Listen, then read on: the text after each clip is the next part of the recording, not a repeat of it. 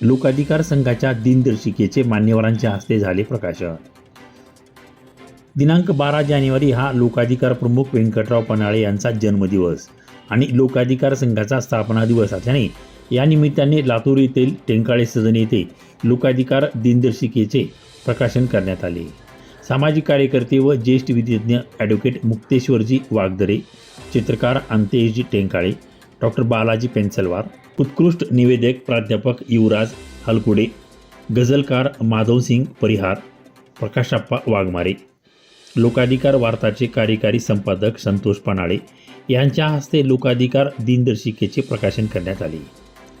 लोकाधिकार प्रमुख व्यंकटराव पन्हाळे यांच्या वाढदिवसाच्या निमित्ताने ॲडव्होकेट मुक्तेश्वरजी वागदरे, माधवसिंग परिहार, प्रकाशप्पा वाघमारे, प्राध्यापक युवराज हलकुडे, चित्रकार अंतेश टेंकाळे, डॉक्टर बालाजी पेन्सलवार, शरदचंद्र देवणीकर, संतोष पन्हाळे, युवराज बाजुळगे, ओमप्रकाश वागदरे, पवन सरवदे आदींनी लोकाधिकार प्रमुख व्यंकटराव पन्हाळे यांना अभिनंदन व त्यांना शुभेच्छा दिल्या।